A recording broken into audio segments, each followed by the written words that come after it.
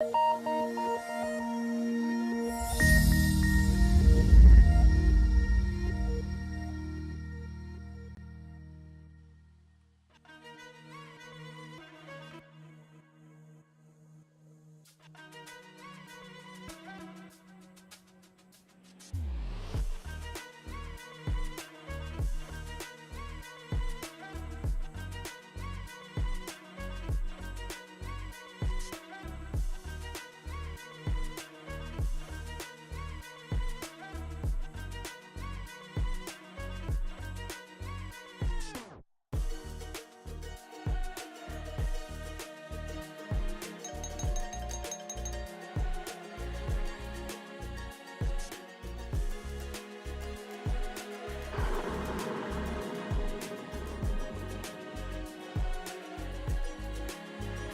yo, yo, good morning, good morning.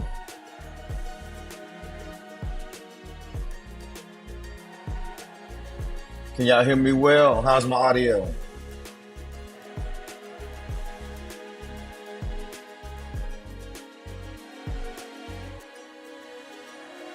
Give me a one if the audio sounds good. Am I being drowned out by the music track? As you can see, I am in my crib. Yeah, I am in my crib. But it's not set up yet. I had to come by this morning, take care of some business. And I dropped through last night and I did the thing that you don't do. Yeah, the new crib, the new crib. And I fell asleep on the couch. I got my belly full and I fell asleep on the couch. I woke up, it was after 11.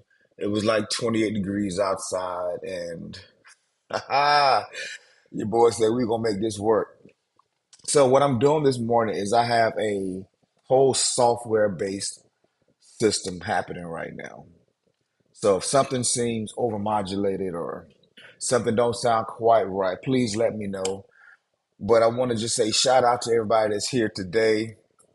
I know producers. I know who gonna say it first. Where the producers at? Who gonna tell me first? I need to get a producer. But I am the producer. That chick, yo, shout out to you. Toronto Riggins. Y'all back in here early. D Rob, my God. What up, boo? Oh, I ain't gonna even do it this morning.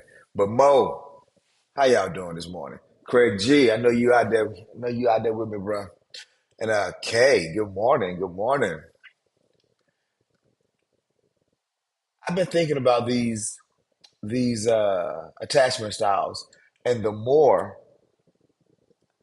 I dig into it, the more I see. I'm seeing people that's in the news right now having challenges, whether it's relationally or with their children, or I think romantic or with their children. And I'm starting to see these attachment styles. So today we're not going to do it because I'm just not prepared for adding that today. But next week we're going to really do some. We're going to do some reviews on some people, and we're going to see if we can identify their attachment style by the way they act, by the way they talk, by the way they carry on. So next week is going to be a really fun week. I think. I think. I don't know. I've never done it before. We're building it as we're flying it, so we'll see how it goes. But today we're going to continue on with what we started yesterday. We started with the secure attachment style, and we went into more of the anxious attachment style. And so we'll do a quick recap on those. And as we get ready to move to the next two today, we're going to have a little bit of conversation, a little bit of dialogue. I was reminded of a couple of different stories. Not full blown story time, not full blown story time. Just some commentary that was made by some people close to me, by some people that I was trying to date and couldn't figure out why it wasn't working. But yeah, I came in and I sat on this couch, this very comfortable couch, might I add,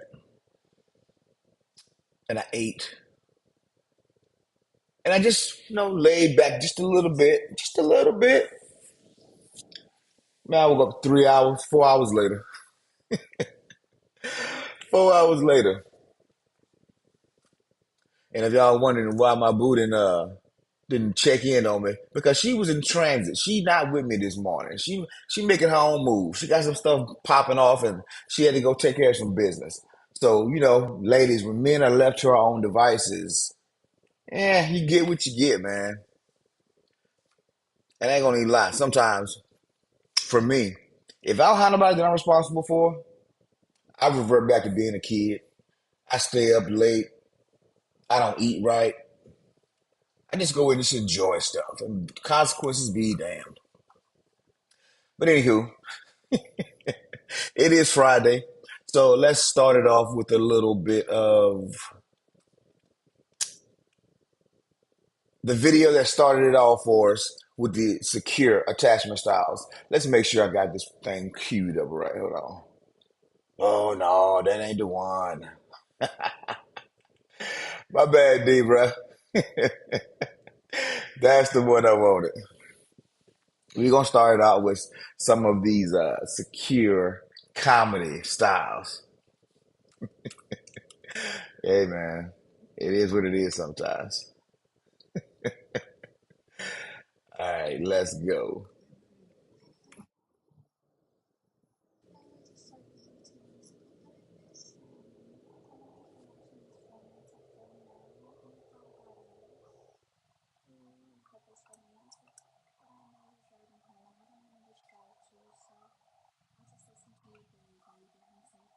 So I know y'all can't hear that, right?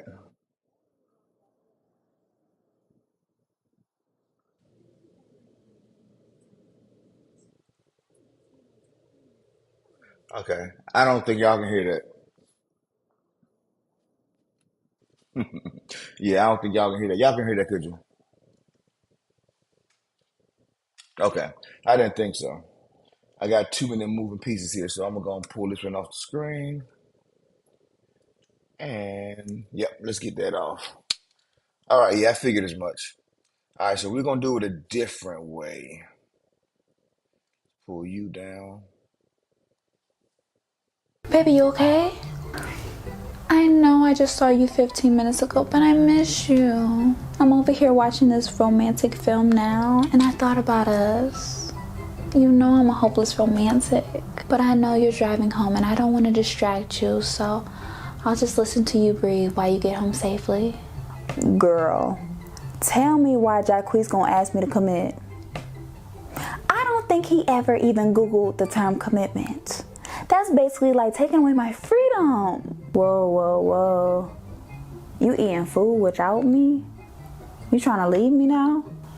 Nah, that's extremely disrespectful to be out here eating meals without me. If you trying to abandon the relationship, just say that. Don't have me out here starving. Thank you for this healthy dynamic. I feel so secure within myself. I am worthy of love. Baby, you Yeah, okay? I know I just saw you 15 minutes ago, but I this miss is how we you. started. I'm over here watching this romantic film now, and I thought about us. You know I'm a hopeless romantic, but I You know know I'm you're a driving hopeless home and I don't want romantic. to distract you, so I'll just listen to So you breathe while you get home safely. anxious attachment. Girl, tell me why Jacquees gonna ask me. That was the one I was telling you yesterday about. She got to play the role. That's right. This is the one I was talking about yesterday with the anxious attachment style. I was talking about my son that you yesterday that makes us sick. But I was talking about my son and how he's in this phase where he's dating now, and he has the young lady on FaceTime. He's asleep now. I don't know when she falls asleep if he's still sitting there looking at her, but he's asleep. I walk into his room, the boy is comatose, snoring. And I look at his phone, it's lit up, and the girl's on FaceTime. That is definitely anxious attachment. But I do think that new relationship energy kind of makes that happen. So you expect that, first 6 months of a new relationship, maybe even a year. You on the phone with each other, you just really ain't got much to say, you're just breathing. But there are some things that kind of pop up that make it a thing.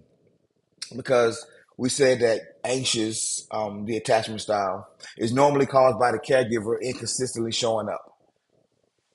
These styles go back to they form when we're children. And that one in particular, you were not used to having that consistency. Your needs were not met, just in a way that was easy for you to digest. So you became a little more clingy. You would grab onto mom or dad before they left the door. And you would say, one more hug, please. One more cookie, please. One more ice cream. One more story. Because they just wanted you to stay by them. They needed to cling to you in that moment. This is how they're getting their needs met.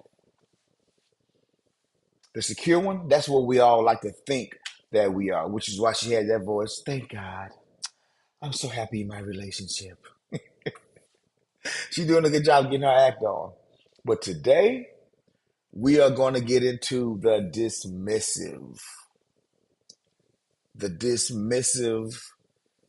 and the fearful, or the disorganized avoidant. There's three insecure styles and one secure style. The secure one, it's just called secure. But the three of the other ones, yeah, depends on what research you do. The first two are pretty much always the same, anxious and dismissive. The third one is sometimes called disorganized, sometimes it's called fearful. We're going to talk about fearful for this purpose today, but I think in our with D Rob's girl, she's going to call it, I think, the disorganized one. But they're pretty much the same thing. So the dismissive avoidance style, I've already identified that as being my attachment style. And matter of fact, she on the screen. Let's see if I can. Yeah. Safely. Girl, tell me why Jacquees gonna ask me to commit. I don't think he ever even Googled the term commitment. That's basically like taking away my freedom. Whoa, whoa, whoa. Yeah. So the dismissive one, by and large, what we're saying with the dismissive attachment style is, matter of fact, let me just read some of these points. The dismissive one, we're hyper independent. Hyper independent. We avoid being vulnerable. We avoid vulnerable situations. Um, Sometimes we may be slow to text back. Definitely. Um, Easily suffocated. Which is why physical touch isn't my love language, because I get suffocated easily. And it's also been my struggle in relationships, because most women that I've known, between their in their top two is always physical touch. Sometimes it's quality time first. Physical touch might be first, but physical touch for me is kind of last.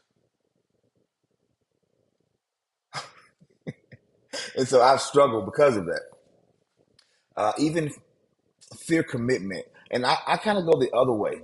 I don't necessarily just fear commitment, but I fear the regret of the commitment. Meaning, I will jump into all kinds of situations. I will jump into relationships really quickly. I make decisions fast because I need to go and get it over with. If it's gonna work, let's make it work. If it's not gonna work, let's get it over with. So I am textbook dismissive avoidant. Textbook. And I think because of that, is what makes my current relationship, it gives it the ability to have so much more success. Because my wife coming in being more secure than I was, she gave me time in certain areas to kind of figure it out what I wanted. But in other areas, because I was secure in some other areas, I was able to give her time to figure it out. So, like I say, we fluctuate between the spaces. But now we're gonna get back to D Rob girl here, and she gonna take us into the next piece of this puzzle. Hold on, I'm limited here, so I can't see all my windows in my screen, so I don't know who's talking right now. So if you're talking, I missed you. I apologize. Let me see if I can pull it back up. All right. Yep. Okay. We still tracking. Bet. and give you the basic needs that they can provide you with. So that's what we see most often with anxious attachment. The next type of attachment I want to talk about is avoidant attachment. Wait a A minute. person with avoidant attachment as a baby, if the parent left, they didn't respond. You don't see any emotional response from them. Oh, I lost that. Why did I lose that? Yo, I think YouTube might be getting me again, y'all. I think YouTube getting me again. Because when I play it on my phone, it's good, but when I connect it, it's not good. I don't know what's happening with that, so I'm gonna shut it down and bring it back up. But basically, that was an example that was used when we're talking about the dismissive style. You see, when From I them. think, for an When the parent example, returns, that doesn't make them feel at ease. They don't avoid feel it, comfortable. avoid it. Okay, yeah, it's back. Okay, nah, somehow something happened to my phone. All right, I think. Adults who have this Let's try it anxious again. attachment style, those are typically my adults where if a person hasn't texted them back, they're freaking out, they're anxious, they're thinking that person is going to abandon them. They're the kind of person that really tries to read between the lines. They might be easily hurt or offended and sensitive because they're always looking for cues that a person might reject them or reject their needs because that is their expectation. Their expectation from their earliest years was that you can trust a person, but they might not consistently come through for you and Yeah, give you the basic needs that they can provide you with. So that's what we see most often with anxious attachment. The next type of attachment I want to talk about is avoidant attachment. A avoid person with it. avoidant attachment as a baby, if the parent left, they didn't respond. You don't see any emotional response from them. When a parent returns, that doesn't make them feel at ease. They don't feel comfortable just because their parent comes back, as you would expect with any baby who has a solid attachment with their parent. So, what does this tell us? That when you have an adult who has that avoidant attachment style, they've found that it is much safer not to let anyone in, not to trust anyone, not to let anyone see you sweat them, instead of actually being vulnerable and trusting them. And this is what happens a lot of times when we are experiencing people where it seems like no matter what I do, they don't trust that I'm going to support them and be there for them. It's probably because experiences way past you has taught them that they shouldn't really let anyone in. What's interesting. Just want to stop this real quick. Put a one in the chat if you know people like this. Put a two in the chat if you that person. Put a one in the chat if you know people like that. No matter what you do, you can't get them to trust that you're not there to hurt them. And put a two in the chat if you are that person. And it's like, I ain't scared that you're gonna hurt me. I'm just not giving you the opportunity. I'm just gonna stay over here. I'm gonna do my own thing. I'm gonna take my toys. I'm gonna go to this corner over here, and that's where I'm gonna be. How many of us are like that? How many of us know people like that? Wow. That chick yo says she's one and two. One and two. Toronto Riggins says one and two. Monique says one and two. Kay says one. She know people like that. Margaret Hernandez says one. What's up, Margaret? Welcome. Good to see you. Good to have you in the space today. Yeah. One, we all know, most of us know people who are, they don't play well with others. I mean, they do play well with others, but they don't really trust that the people are going to play back well with them. It's almost like it's going to be a, if I trust you, I'm putting myself in jeopardy. And so one of the things that I talk about is, I talked about this a couple of days ago. How I normally judge a man is by the way his children look at him, by the way his wife look at him, how they react to him, how they respect him. And that tells me a lot about working with a man in particular. And so when mom, per se, drops her child off at daycare, and she drops the child off, and the child just kind of stands there and looks around and don't really have a reaction when mom drops him off. And then when dad drops the child off, it's the same thing. When they show up to pick the child up, there is no reaction. The child's not happy to see them. The child's not sad to see them. It's just like, oh, you here? Okay. All right, guys, I guess it's time to go.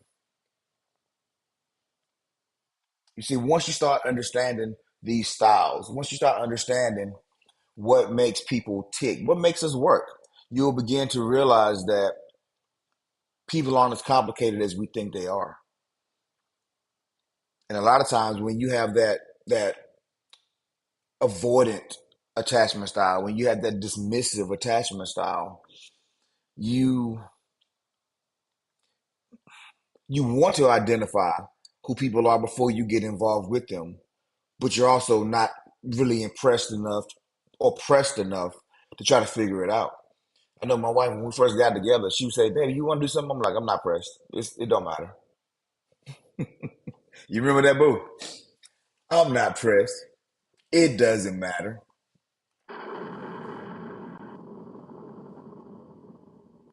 It doesn't matter. I told you about the time that everybody was at the tent, and this is like right the time we first started dating. We was on this gig, on this job, and it was a concert, and I was filming. I was hired to film the onstage performance of this artist, and my wife was doing. She was doing the coordinating with my girlfriend at the time. She was coordinating it, and she was um I forget what you call a person um that does all the coordination behind the scenes. I can't think of the name of it right now. The coordinator, maybe. But this, they got this whole big tent set up, food everywhere. People are celebrating buffet spreads, and I was under the stage. Well, actually, what happened was I didn't even run to the stage. I was hiding my gear off in the corner because everybody was putting their stuff. The contractors, they were putting their stuff under the stage, and so I went to take my stuff under there. And when I got there, I was producer. Thank you. I appreciate that. But I got under the stage and I'm literally sitting there and I just started thinking like, man, I could see everybody. I had a bird's eye view of all the behind the scenes happening from behind the stage. And I was just sitting there thinking about how I was gonna film, how I was gonna the stage angles. I was really thinking about how I was going to get the job done.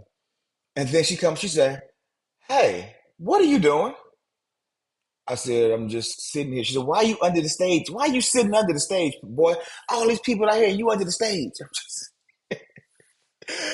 And it was honest of what I was doing. I wasn't trying to avoid anybody, but it was who I was.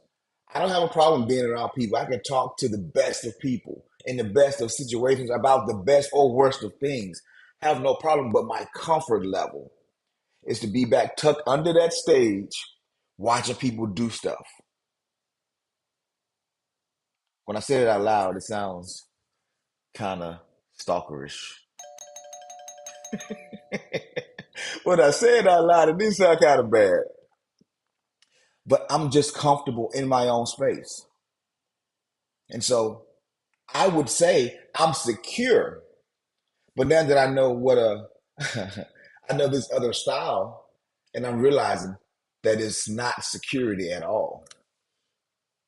That first style that I learned as a kid was to be dismissive, was to be avoidant.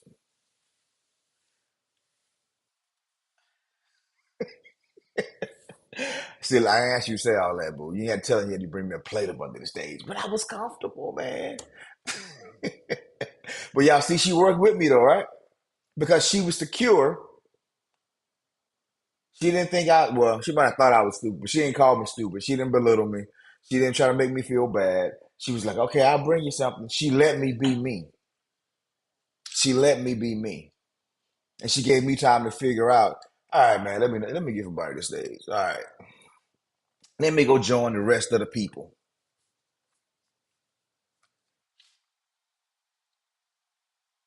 I remember times also when I was raising my adult children. I would come home and my dynamic with them, yeah, she made sure I didn't starve. Thank you, baby. I appreciate you. But my dynamic with my children and their mom's dynamic was totally different. When mom would pick them up from daycare or babysitter or whatever, they would run to the door and they would greet mom and mommy, mommy, mommy, mommy. And then they see me and they just be like, what's up? They see me off in the cut and they just be like, mm. He here, he came back, mama. And I thought for a long time that it was my job to play the bad guy. It was my job to be the disciplinarian. It was my job to take the hard shots in the relationship. If something went wrong, it was my fault. I felt like if I controlled the scenario, if I controlled the situation, and I kept everybody else safe from ridicule, from punishment, unless I was delivering the punishment, obviously. But I feel like it was my job as the protector to take all the arrows, to be good cop, bad cop, but I was always the bad cop.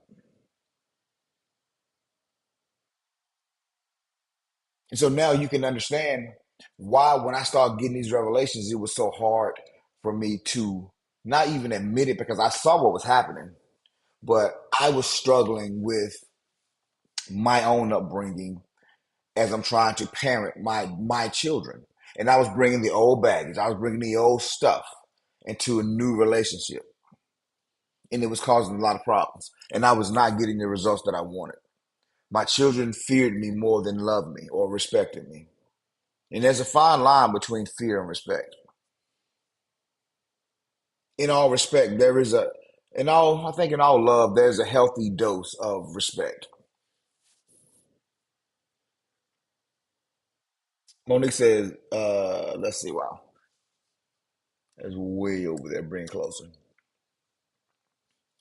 She said her two is when it comes to creating new relationships, mommy groups. Oh, yeah. I observed for a while waiting for them to say or do something that don't that don't sit well. It's been pretty good this go around though. So you got to just looking for it, right? But I get it. I get it. It's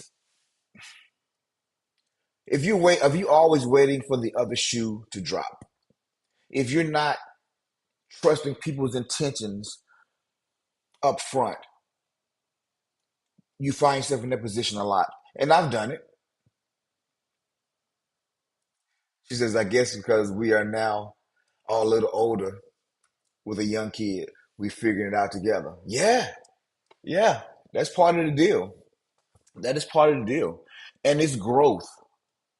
And not just in the aspect that you got older, but you've seen that most people are the same. We want pretty much the same thing, especially when we're parents. We want our children's. We want our children to grow up and be well adjusted, well balanced. We want them to have equal opportunities. We want them to have fair or a good quality of life. We want them to have a good education and to be safe, to be healthy, to be happy. Which is why I also find it telling when we say, I want to give my children what I never had. Put a one in the chat if you've ever said that.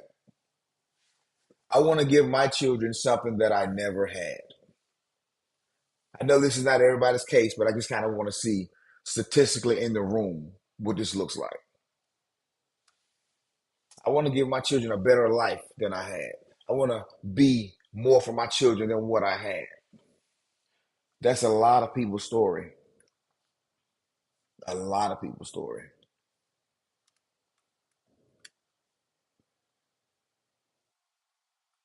Yep, because somewhere in there we felt like we missed out on something.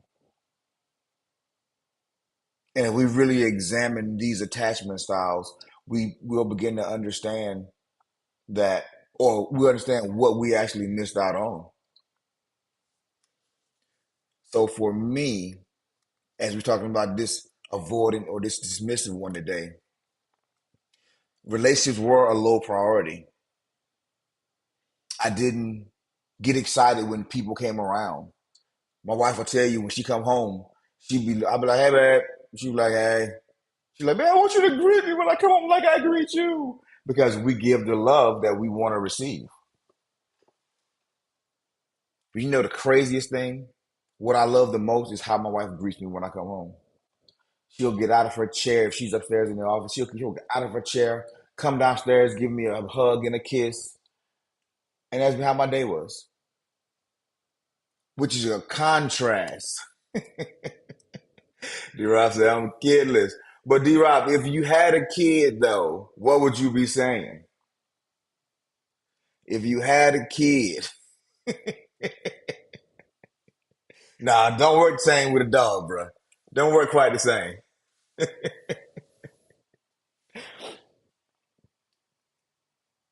But I love that about my wife, how she comes down and does that.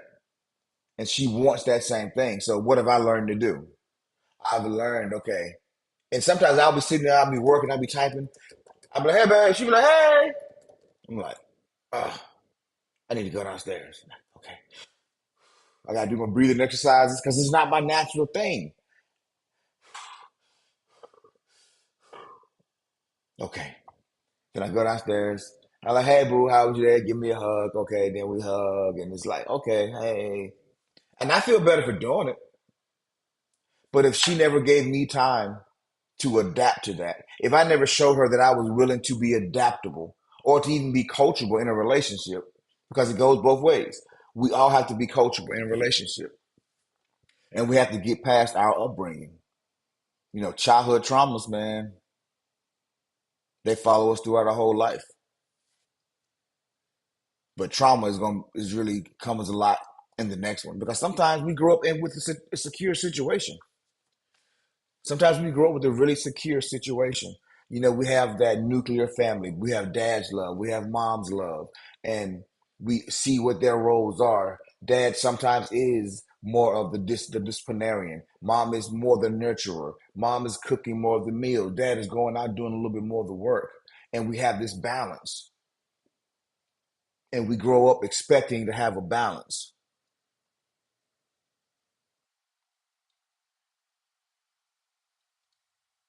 I'm going to get back to that question 1 second, Monique. And we see this balance. But then we get into relationships and then trauma is involved.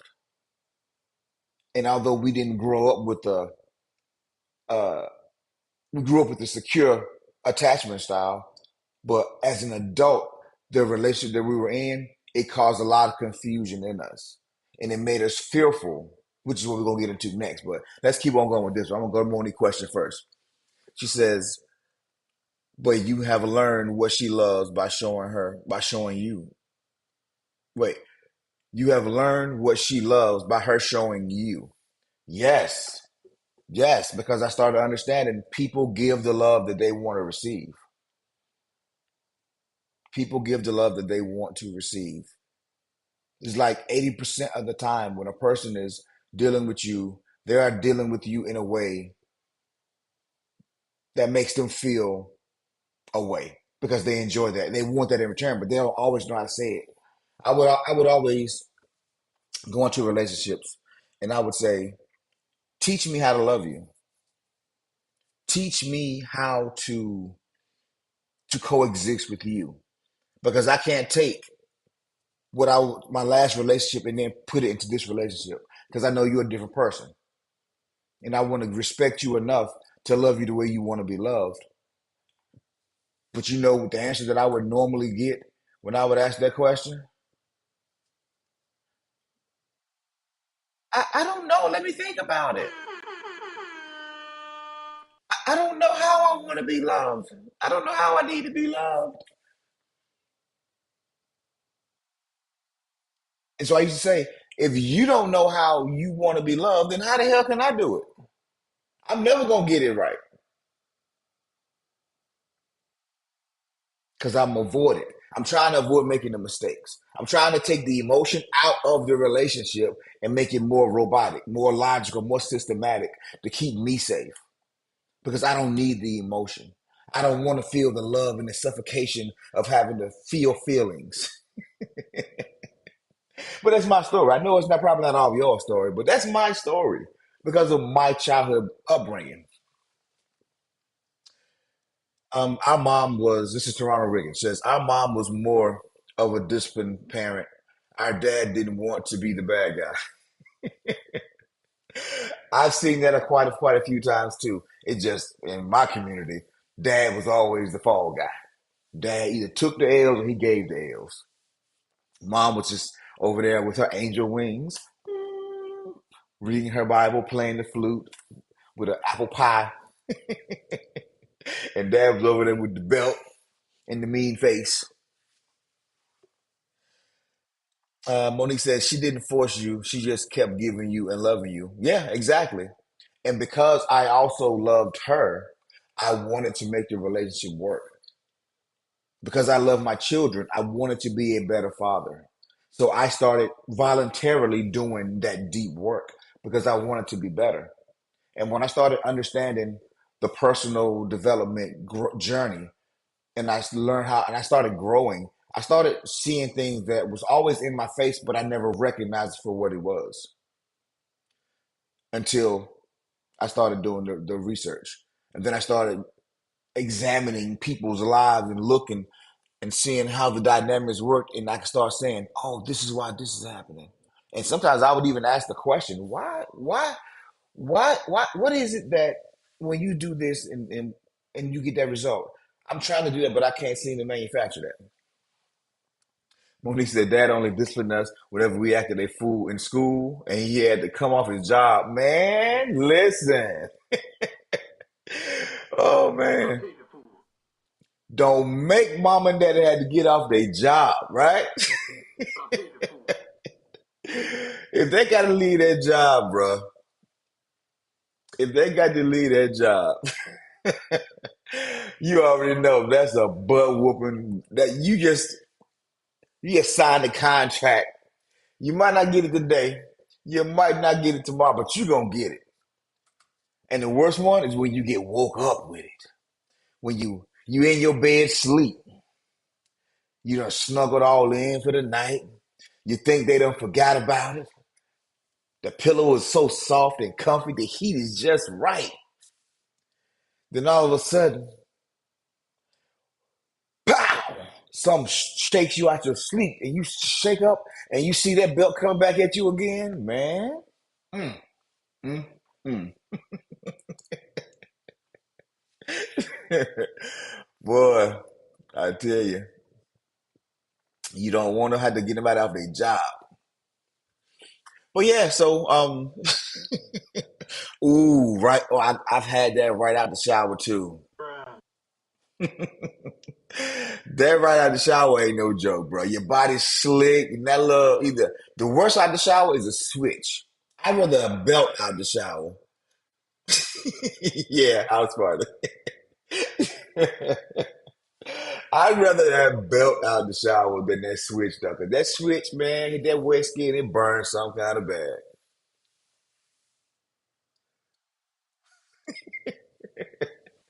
What you said when you see that short little dark chocolate man walking in the office with the work uniform on, somebody's going to get it.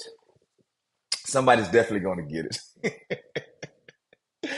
All right, look, let's get back to it, y'all. We got sidetracked a little bit, but it's a good conversation though. Appreciate it.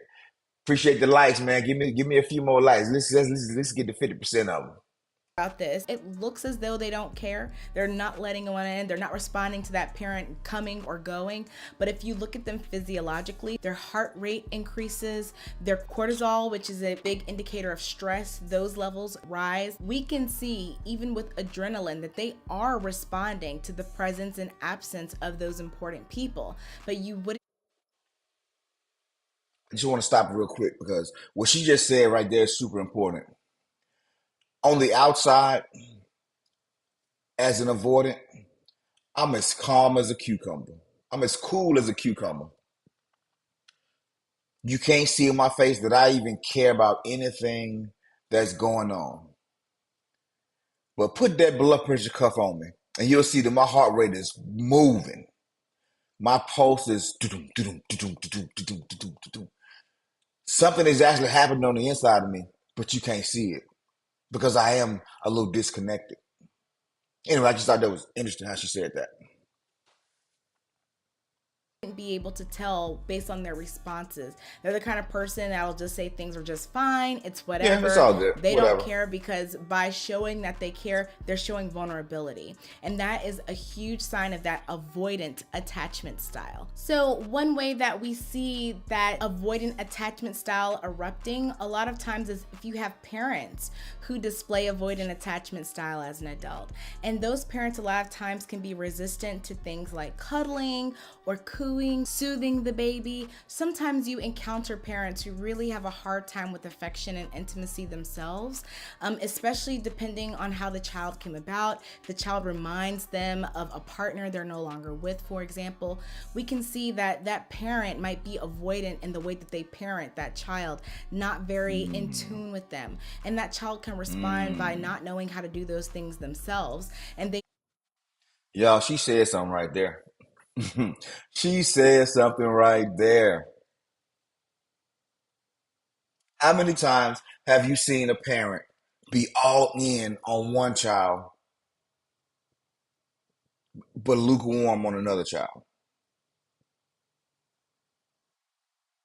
I've seen in my life, in my work, I've seen it so many times. So many times. You see, once you start understanding these dynamics, man, you're able to really understand people are and what their motivations are. don't look to people for connection in the same way that a person with a more secure attachment would. So that is another one that I see all the time. And typically what I'm working with my clients on in that case is starting to focus more on evidence. Has this person shown you that they are a liar? Have they shown you that they don't have your best interest at heart? And those are some of the exercises that we'll do to just kind of challenge that innate desire to just push people away and keep yourself safe. Now, the last attachment style that we're going to talk about. We're going to stop right there for a second. Pushing people away, the need to protect yourself. That is something that is causing so many of us to really live lives that don't have as much depth. It's not as enriched. We don't feel as fulfilled because we're constantly pushing people away because we can't trust their motives. We can't trust their intentions. And frankly, we're tired of being hurt. We're tired of feeling misused and abused. And so we make up those sayings that there are no good people out here in the world.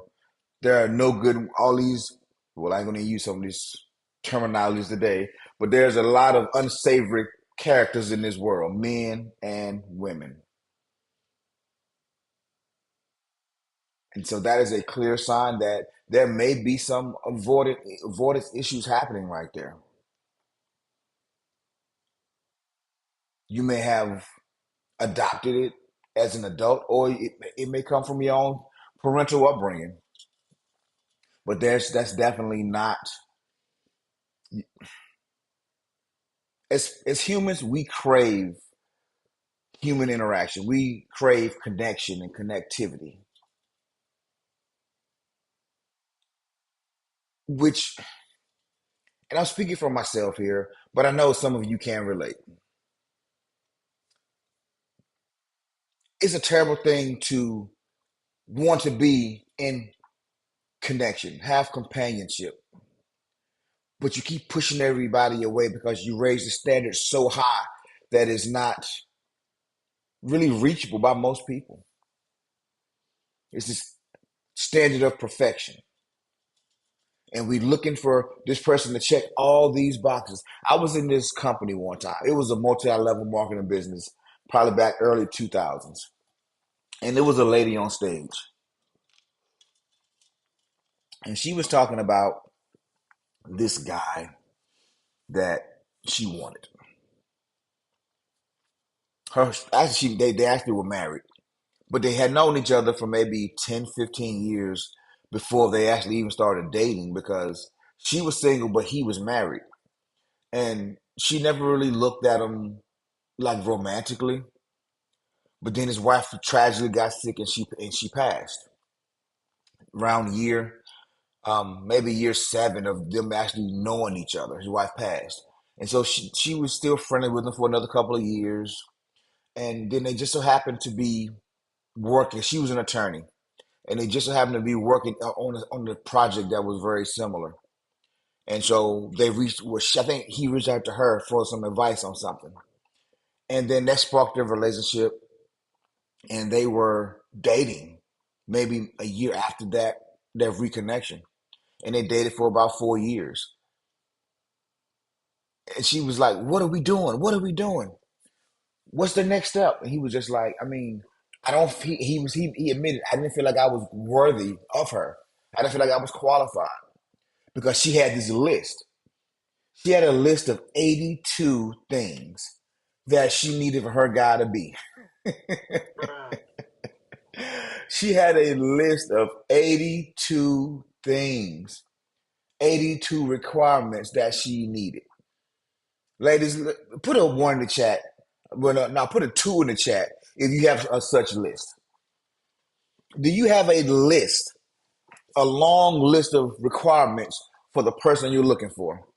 Just, I'm curious. Is that just guy? That's really unheard of with guys. I'm just curious with ladies, because I've heard her say her list of 82 things, and I heard other ladies saying they have their list as well. So I'm just curious. Like, anybody in this group have a list similar to that where you got to have all these things? Now, 82 was extreme. I thought she was playing, but she said no. I was not playing. I had 82 things on my list. 82 things on my list. Do any of y'all have a list like that?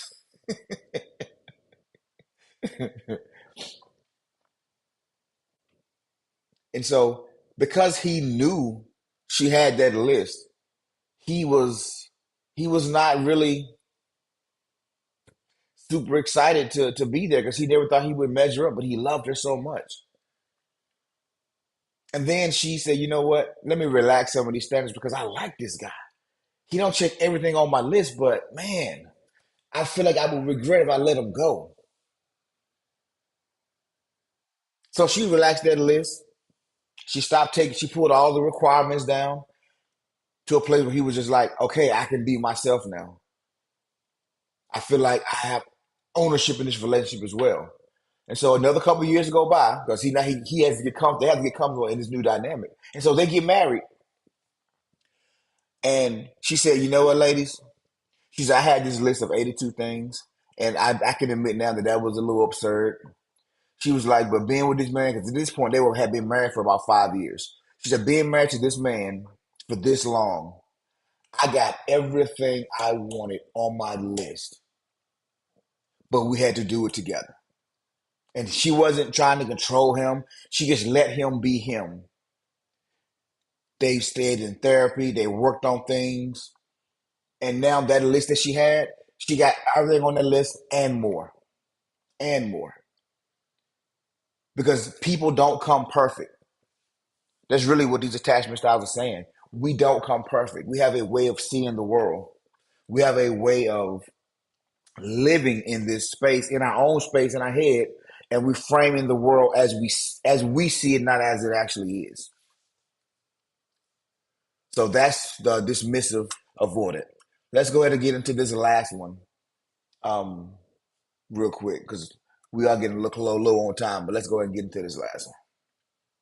Disorganized attachment. And this is the wild card. This came up several years after the first 3 were identified. And disorganized attachment really means we can't account for it. And that is where trauma often is what can impact the way that we're able to connect with others. A child might be completely secure in their attachment growing up, and then maybe their parents die unexpectedly, or maybe they experience some sort of trauma that their parents were not able to protect them from. You might have a child that is experiencing some sort of distress, whether it be that they need a bottle, or maybe they feel lonely, maybe they're being left with a babysitter and they're afraid to be with this new person.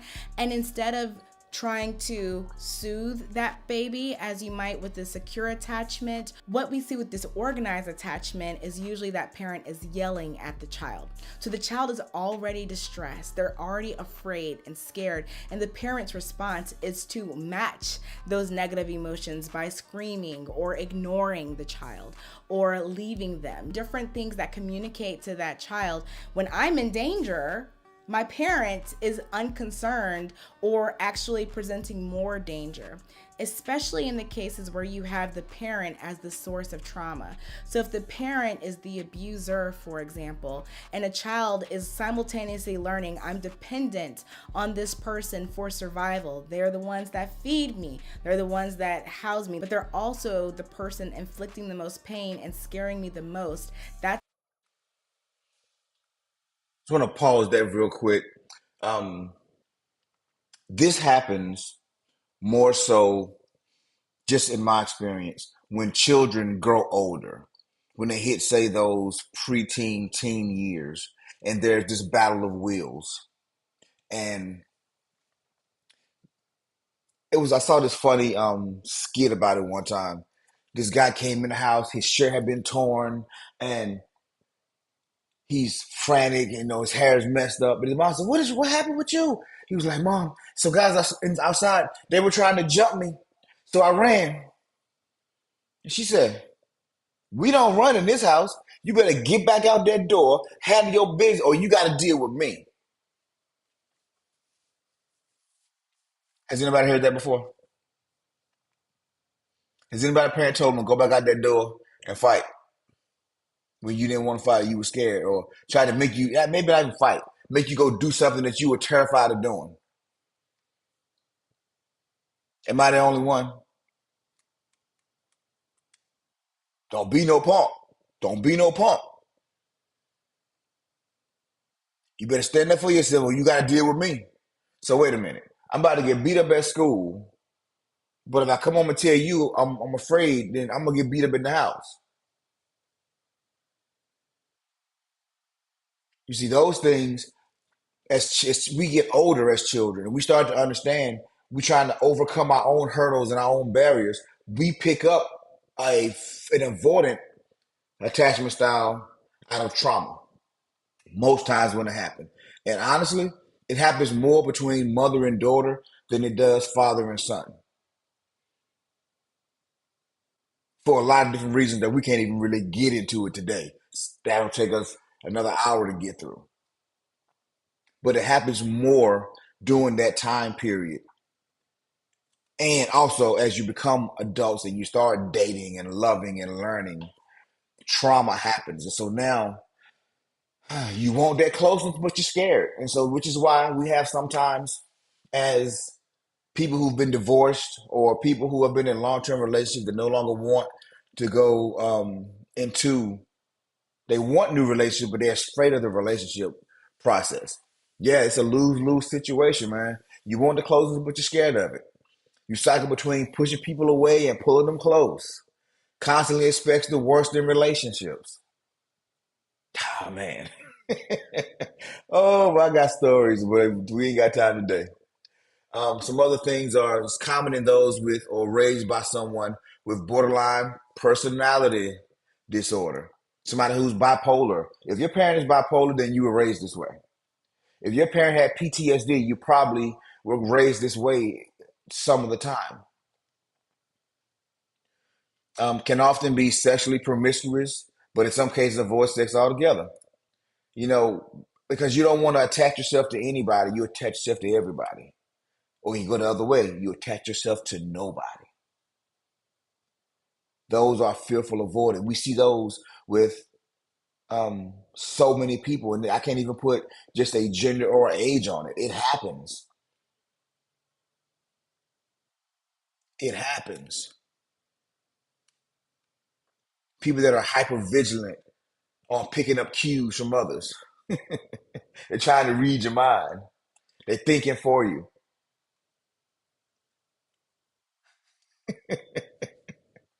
In a relationship, they tend to act like the opposite of other person's attachment style. Yeah, man. Fear. Fear is a terrible thing. Fear is a terrible thing. And when we are perpetrating that fear on our children, it makes them very anxious. It makes them want to avoid that at all costs. But it's good information to know. It's good information to have. Let's get back to it. She has a few more minutes and then we'll wrap this thing up on this video. Going to lead to a disorganized attachment style. And that's where often we'll see those types of patterns being repeated generationally. And so by the time you have your own children or your own spouse, you end up inflicting some of the same pain that you felt because that's been your lesson in how you connect with people. You've learned that you can be both a source of comfort and a source of fear. So when we utilize fear tactics to get people to do what we want them to do, including children, a lot of times what we're doing is contributing to an attachment style that can negatively affect the way that they connect with others all the way throughout their adult life. I thought this would be a good topic because it's coming up in so many of my sessions. Attachment really underlies so many of the problems that we can see within relationships, and there has been debate about whether or not an attachment style can be changed. I'm one of those that believes that if you are aware of your attachment style, if you are seeking help to identify your triggers and to see where you learned how to behave or how to interact in certain ways, I truly believe and have seen where people have been able to work against or counteract those natural tendencies of interacting with people. It does take a lot of work because you're basically teaching yourself from scratch. You didn't learn how to create a safe environment for someone, how to trust someone, how to represent a secure base for someone else to explore, or how to even explore on your own. And so you have to be a bit more cognizant, but I do believe that it's possible to make choices that are not in alignment with negative attachment styles. So if you have other questions about attachment styles or other... Yep, I am a witness. I'm a witness. There are so many. It's like we talked about a couple of months ago. When we are in our